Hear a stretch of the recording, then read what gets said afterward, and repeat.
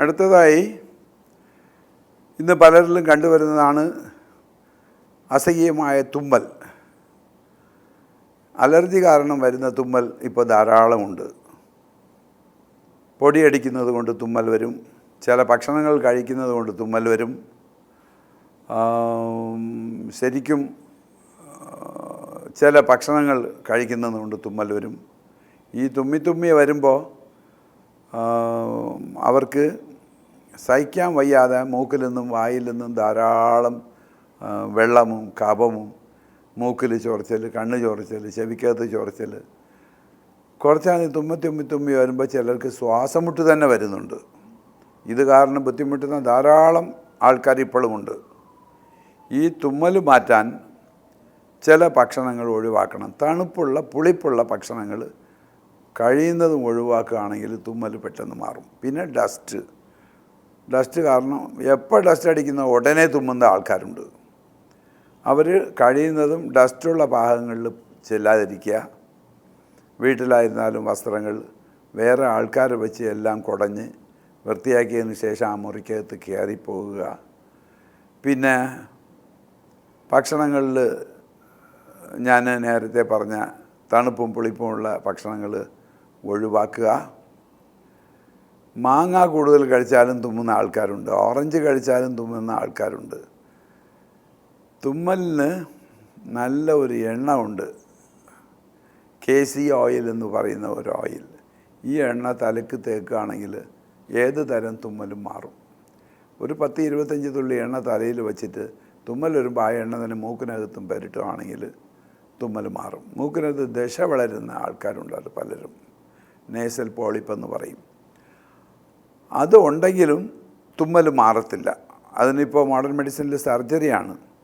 ഈ എണ്ണ തലയ്ക്ക് വയ്ക്കുകയാണെങ്കിൽ അത് ചുരുങ്ങിപ്പോകുന്നുണ്ട്. പിന്നെ തുമ്മലിന് പറ്റിയതാണ് കൊച്ചു പിള്ളേർക്ക് വരുന്ന തുമ്മൽ, വലിയ ആൾക്കാർക്ക് വരുന്ന തുമ്മലെല്ലാം പറ്റിയതാണ്.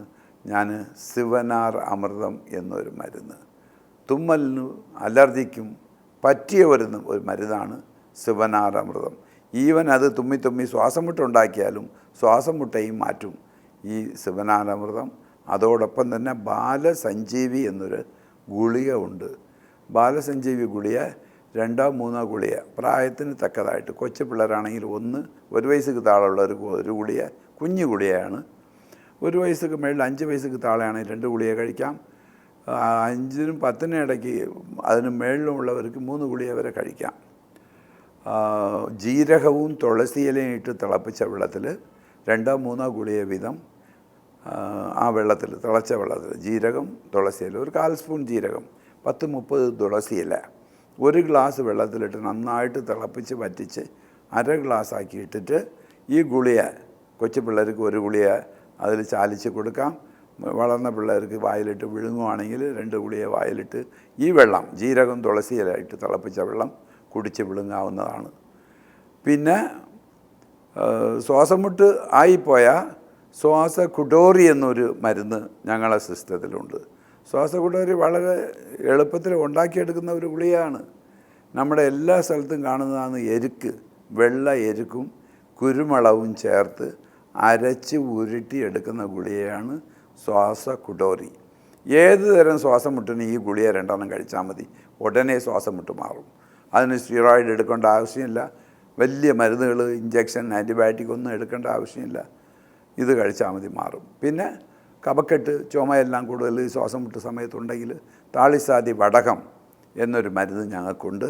ആ മരുന്ന് 1-2 ഗുളിക കൂടെ വായിലിട്ട് അലിയിച്ചിറക്കുക, കഫക്കെട്ട് മാറും. അതോടൊപ്പം ശ്വാസം മുട്ട് മാറും. കഫം മാറുമ്പോൾ ശ്വാസം മുട്ട് ഇത് എളുപ്പത്തിൽ മാറിക്കൊള്ളും. ഇതിന് പ്രധാന കാരണം അധികമായിട്ട് കഫം നമ്മുടെ ശരീരത്തിൽ അലിഞ്ഞു കൂടുന്നതാണ്. ഈ കഫത്തെ പുറത്താക്കാൻ ഈ താളിസാദി വടകം വളരെയധികം സഹായിക്കും. അതുപോലെ തന്നെ ശ്വാസകുടോറി ഞാൻ പറഞ്ഞത് സാധാരണ മരുന്നല്ല, അത് സ്റ്റീറോയിഡിനെക്കാളും കൂടുതൽ എഫക്റ്റ് ചെയ്യും. വെറും വെള്ള എരുക്കിൻ്റെ പൂവും കുരുമുളകും സമം എടുത്ത് അരച്ച് നന്നായിട്ട് ഉണക്കി പൊടിച്ച് ഗുളികകളാക്കി കഴിച്ചാൽ മതി. ഏത് തരം ശ്വാസം മുട്ട് മാറും. ഇത്രയും ചെയ്താൽ മതി, ശ്വാസം മുട്ടിൽ നിന്ന് രക്ഷ നേടാം.